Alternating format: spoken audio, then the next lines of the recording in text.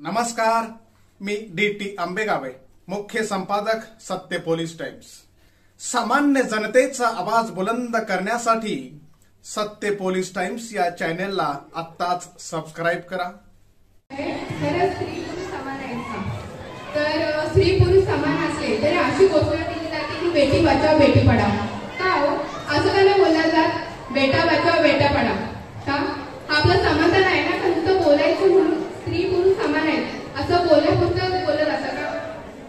खऱ्या अर्थाने स्त्री पुरुष जर समान असतील तर अशा घोषणा दिल्या जातात त्याचा आपण विचार केला पाहिजे। आता तर बघितलं जर स्त्री पुरुष समान असेल तरी मुलीला काय बोललं जातं, अगं असं करू नको, असे कपडे घालू नकोस, लवकर ये, तुला हे केलं पाहिजे का, पुढे सासरी यायचे ना तुला, मग तुला आता काम आलं पाहिजे का, मुलगी आहेस तू, हे तुझं कर्तव्य आहे, तू केलं पाहिजे। मुलांना नाही आपण बोलत का, ती मुलं आहेत करणार आहेत ना, हे करणार आहेत, ग्रंथ खऱ्याला सांभाळणार आहेत असं बोललं जातं। आणि जेव्हा आता जर बघितलं तर मुली अजिबात सुरक्षण आहेत का हो? कारण मुलीला असं पण बोलतो की नाही तू मुलगी आहेस असं म्हणून तिला असं एकदम नाजूक ठेवतो। मुलगी ही तलवार आहे तर तिला तलवारीप्रमाणे वागवा, तलवार आहे तर तिला तलवारीप्रमाणे वागवा, तिला काही शोभीत करून ठेवू नका। आणि जेव्हा समाजात असं काय घडतं, मुली सुरक्षेचं काय घडतं तिच्यासोबत, तर समाज तिला बोललं जातं अगं फार वाईट झालं ग, पण तोच समाज तिच्या हे करणार नाही, तिला विरुद्ध मुलाच्या विरुद्ध जाणार नाही। का जाणार नाही? कशाला?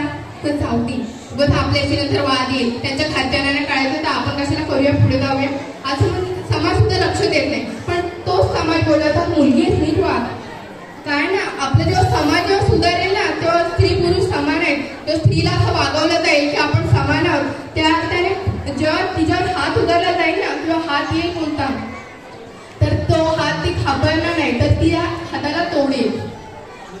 त्यामुळे स्त्री पुरुष हा समान आपल्या समाजाला समजलं पाहिजे की समाजाने काय स्त्री आणि पुरुषाला समान वागवलं पाहिजे। आपल्याला भारताला तरी स्वातंत्र्य मिळालं असतं पण स्त्रियाला कधीच स्वातंत्र्य मिळालं नाही।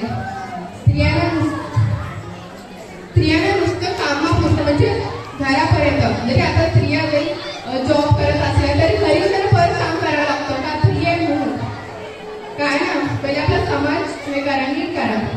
आणि पुढचा समाज तर आपण आहोत, त्यामुळे समाज आपण असल्यामुळे आपल्याकडे काय काय जबाबदारी आहे।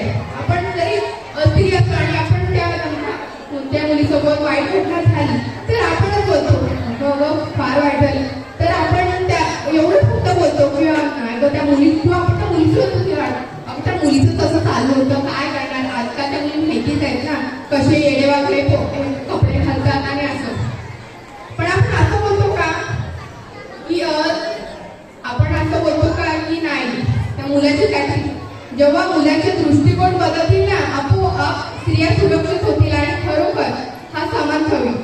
त्यामुळे ना आपल्या घरातल्या पण काय घरातले जर आपले आई वडील बोलले तर आपले आई वडील काय बोलतात, आपली मुलगी असते कपडे घाल, हे नीट वाग आणि जास्त हे मुलाची जवळीक चालायची नाही, मुलं अशी तशी बोललं जातं। पण कधी मुलांना कधी बोललं जातं का नाही आई मुलीकडे आपली नजर कळून बघायची नाही, मुलींकडे सन्मान करायचा असं आपण कधीतरी बोलतो का? तर नाही, का बोलत नाही असं उलट बोललं पाहिजे, कारण जेव्हा आपण बदलू ना तर आपोआप समाज बदलेल। आणि एवढं बोलून मी 2 शब्द सामान्य जनतेचा बुलंद आवाज, सत्य पोलीस टाइम्स।